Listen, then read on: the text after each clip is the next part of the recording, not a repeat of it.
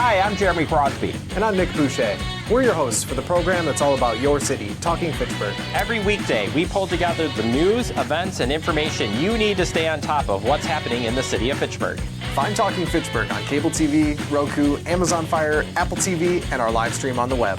Plus, you can find all our headlines and stories on Facebook, YouTube, and our video on demand service. This is your city. Keep up with Talking Fitchburg and the issues affecting you and your neighbors.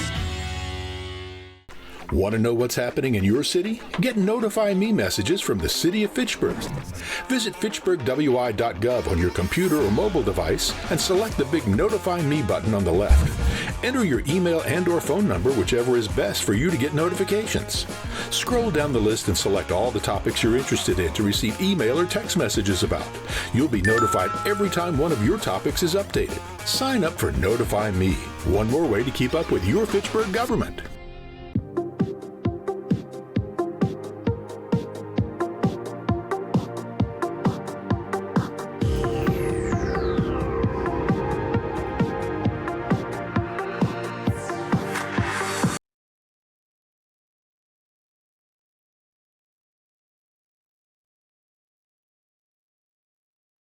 All right, we will call this meeting to order of the Public Safety and Human Services Committee on September 9th, 2025 in the Jenny Seelig Room. The time is 5:31. The first order of business would be the public appearances for non-agenda items. Okay, I don't think we have any. So our next order of business would be approval of the consent agenda. I'll move approval. All righty, is there any further discussion? All those in favor signify by saying aye. Aye. Aye. Opposed, nay. Our motion carries. The next item on the agenda is review of the following license applications. The Walk to Defeat ALS, it's a recurring event.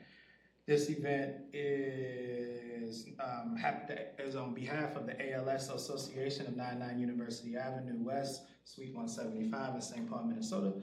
And this is the Walk to Defeat ALS Madison to be held at McKee Farms Park, 2930 Chapel Valley Road in Fitchburg on Sunday, October 19th from 8:30 to 12 p.m.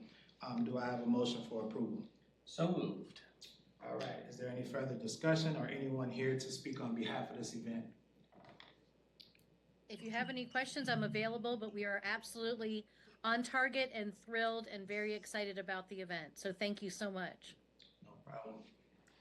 And do you want to just tell us a little bit more about ALS and why you're doing what you're doing and how we can kind of give you a platform here and for those watching this on TV?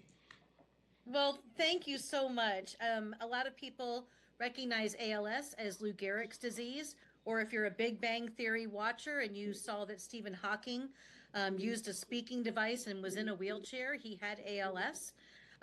And now you're seeing more and more people come out and be diagnosed with ALS.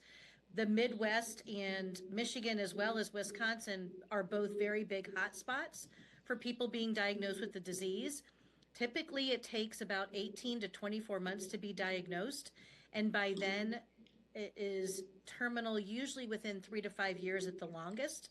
We do have some patients that have been diagnosed longer, but on average, once people start to get muscle weakness in their arms and legs and then lose the ability to walk, and then they lose their ability to speak, and then once they are not able to speak, then they're not able to eat and then swallow, and then they die.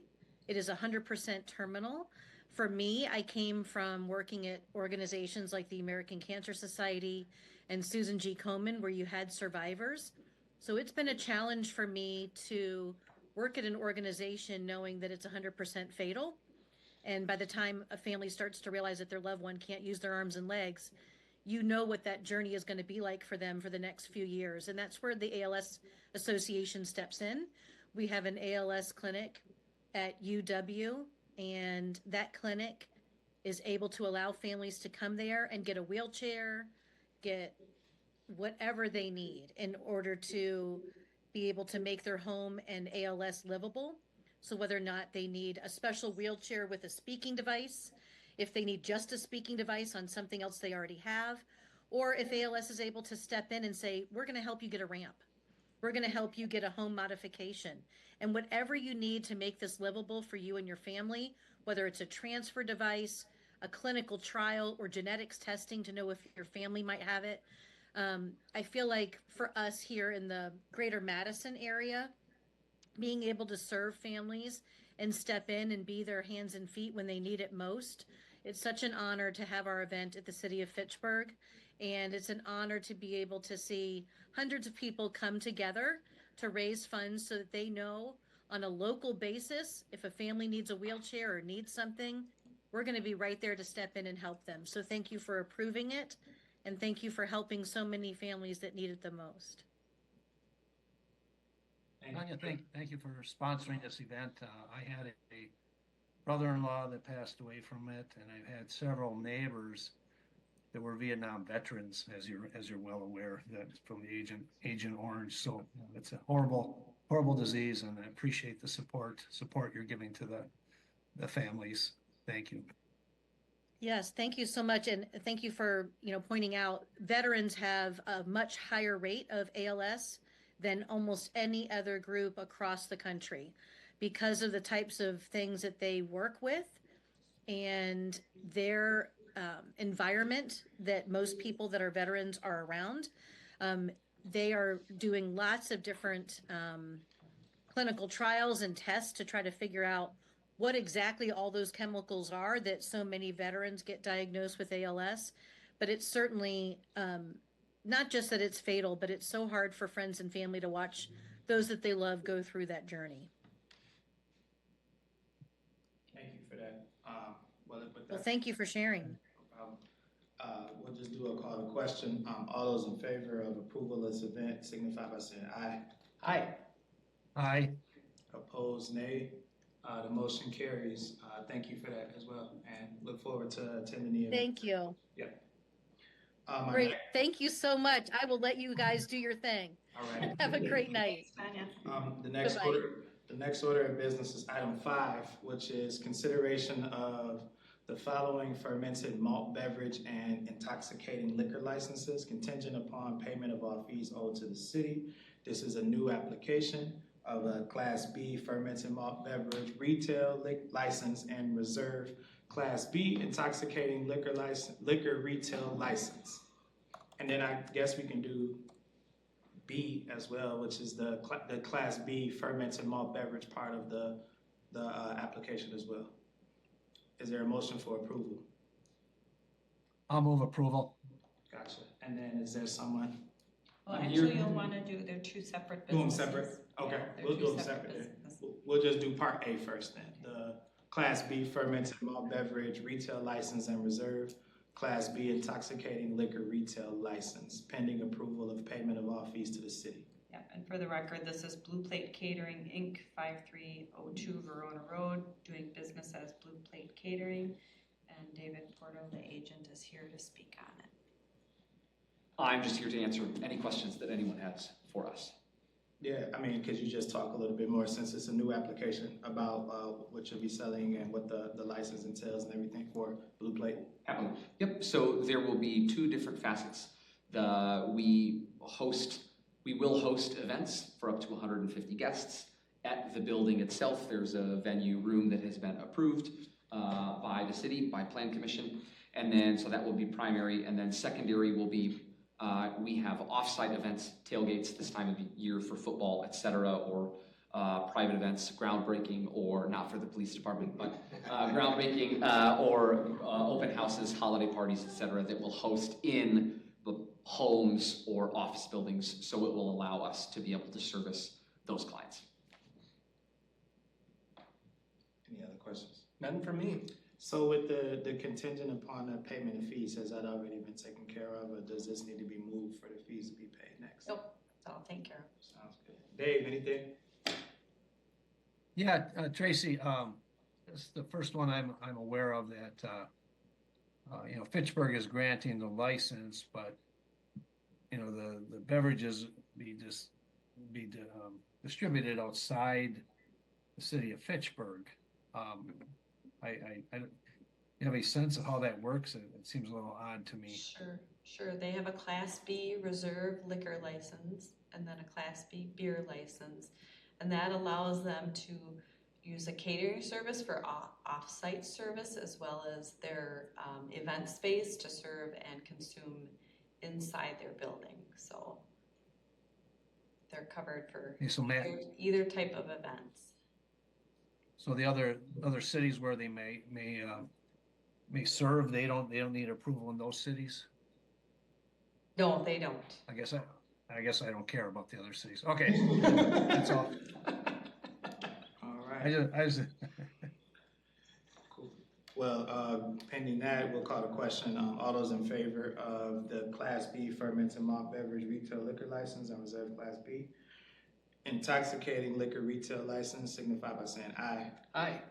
Aye. Opposed, nay. Our motion carries for Part A. Part 5B is a Class B fermented malt beverage license, or just malt beverage, sorry.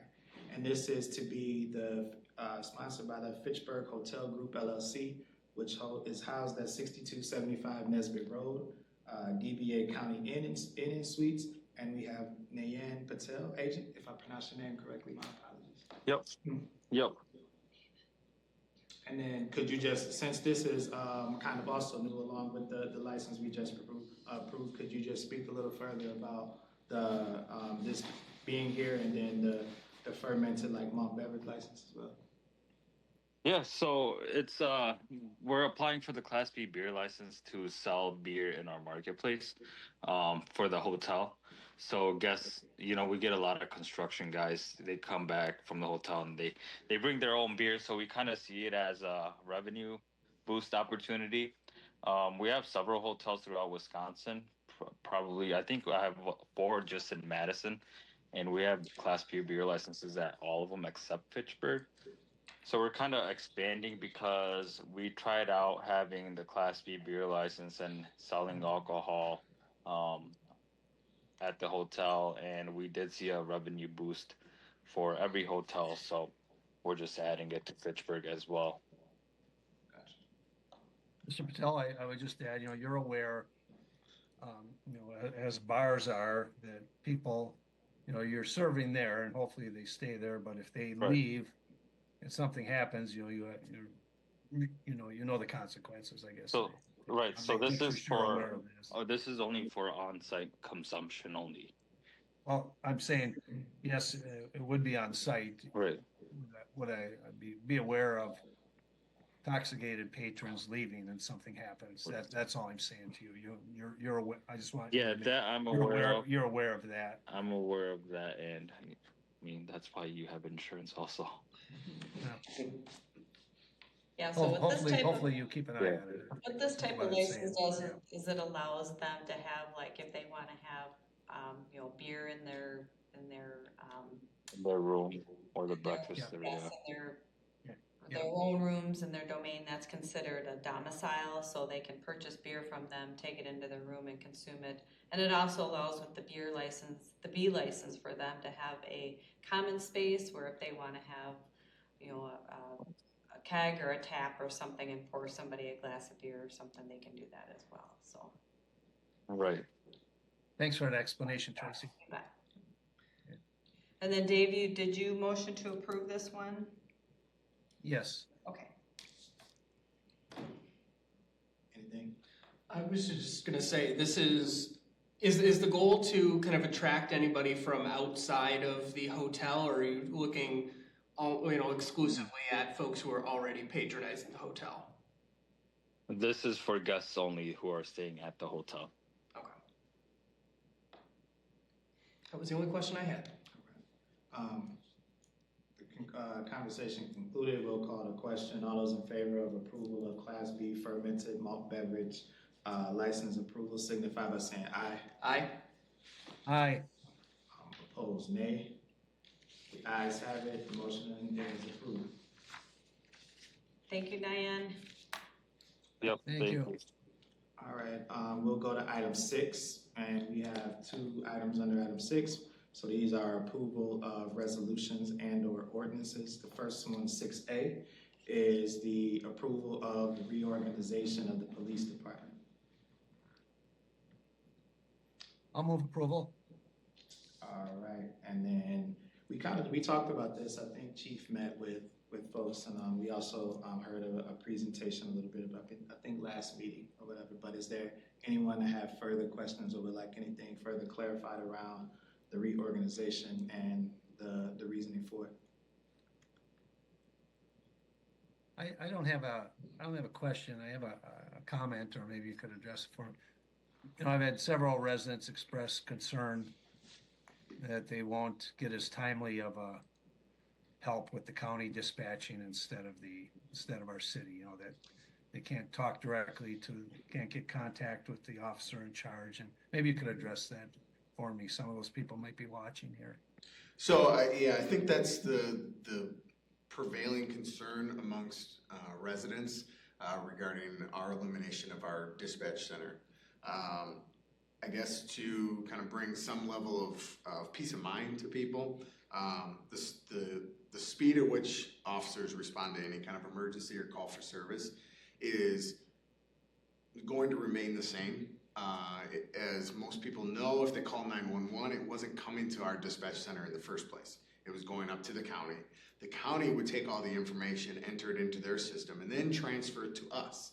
So there already was a built-in delay, maybe 2 to 5 minutes, depending on how busy they were at the county. There's going to be some challenges, some hurdles that I think we're just going to have to kind of work through as we make this transition. There will be a fairly extensive phone tree if people do still call the police department, because they're going to still be able to call the police department during normal business hours. From 8 to 4, we'll have people able to answer those phone calls and have an officer be able to respond to a call if it is a non-emergency related call for service.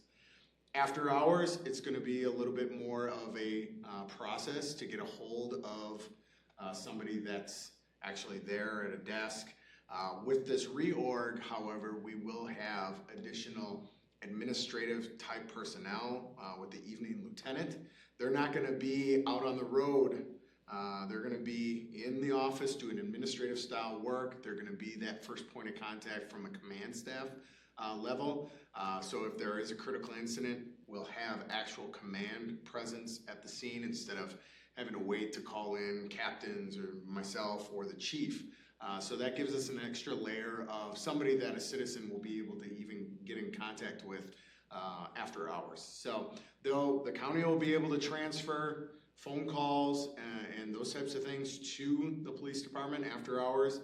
And of course, we'll still be staffed during normal business hours for people to either come into the police department or call us. Okay. Thank you very much. I'm sorry I'm going to do this to you. You could repeat that at council, because I know more people are going to be watching council. Oh, absolutely. Please ask the question I'm sorry to do that, Deputy Chief. But, no worries. Yeah, I'll just record this section of the meeting. That would be fine. That would be fine. Thank you. All right, so we'll call the question. All those in favor of the approval of the police department reorganization signify by saying aye. Aye. Aye. Opposed, nay. The ayes have it, the motion carries. Item 6B is ordinance 2025-0-22, updating the statutory reference for battery forfeiture violation by amending section 7-1 of the Fitchburg Code of Ordinances. And it looks like this is initiated by Dana Schmidt, and it was a direct referral approved by Mayor Arata Frada. And background is basically the legislature renumbered the battery criminal statute to a different statute number. Our ordinance for writing battery forfeiture citations adopted the state statute, so we need to update our ordinance to reflect the new statute number that we're adopting. The definition of battery itself is not changing, just the statute number. And the staff recommendation for this item was to approve. I will move approval.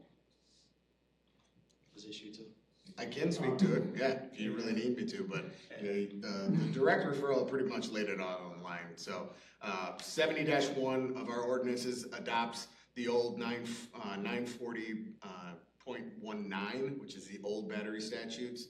The new ones are 940.60.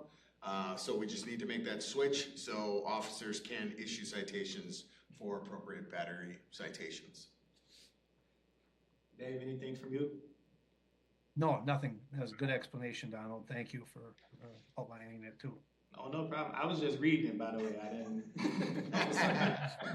I was on the paper, but yeah. But all those in favor signify by saying aye. Aye. Aye. Opposed, nay. Our motion carries. Item 7 is our announcements, and our next meeting will be held September 23rd, 2025. And then our last order of business is adjournment. I move we adjourn. All those in favor signify by saying aye. Aye. Aye. Opposed, nay. We are adjourned at 5:51.